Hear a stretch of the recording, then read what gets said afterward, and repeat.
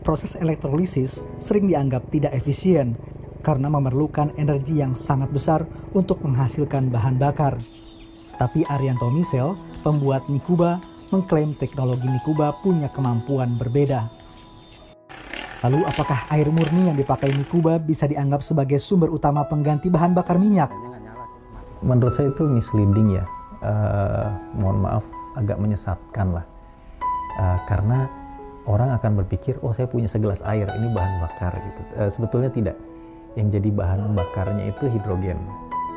Tapi dia bisa dijadikan hidrogen dari air itu dengan bantuan listrik.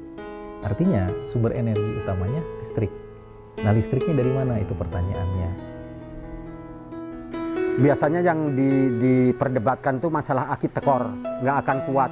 Mungkin menempuh jarak 5 kilo aja udah akan tekor, aki itu akan habis. Ternyata kemarin dicoba sampai 25 kilo lebih, ternyata aki masih utuh. Karena aki ini sebelum dipakai sama Nikubanya, itu saya kasih relay. Nah, saya kasih relay untuk masuk ke Nikuba itu, untuk aki ini jadi lebih ringan. Nah, itu kalau hitung-hitungan saya jelas nggak punya hitung-hitungan, sifatnya saya coba dan mencoba gitu aja. Nah, hidrogen ini kebetulan dia memang butuh temperatur yang relatif tinggi di sekitaran 500 derajat sampai dia bisa terbakar sendiri. Tapi ketika dia terbakar, dia tidak terbakar dengan lambat, dia meledak.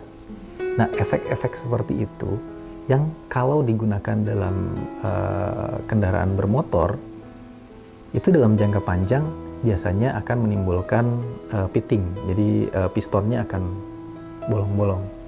Tapi dalam jangka waktu yang panjang ya, tidak dalam 1-2 hari. Lagi-lagi kita mesti melihat itu ketika digunakan dalam jangka panjang, apakah proses pelubangan itu terjadi atau tidak gitu akibat pembakaran hidrogen di ruang bakar. Kini, Nikuba diproduksi PT Nikuba Hidrogen Nusantara. Produksinya diperkirakan bisa mencapai 10.000 unit pada November 2022 dengan target pasar terbesar di Pulau Bali. Proses pengajuan hak paten Nikuba juga sudah berjalan. Nikuba dibanderol dengan harga Rp4.500.000 per unit, tapi publik masih harus menunggu hasil uji kelayakan. Kami orang-orang yang ada di kampus ini mungkin perlu belajar banyak. Bisa jadi memang ada ide-ide yang muncul tidak dari dalam kampus tapi dari luar kampus. Yang perlu kita lakukan adalah melakukan verifikasi teknologi, kemudian membuktikan itu secara ilmiah bahwa itu memang bisa dilakukan. Gitu. Kita mesti melihat secara terbuka. Kalau ini sudah terbukti secara ilmiah, ya harus kita terima. Mungkin ada beberapa material lain, ada beberapa bahan lain yang memang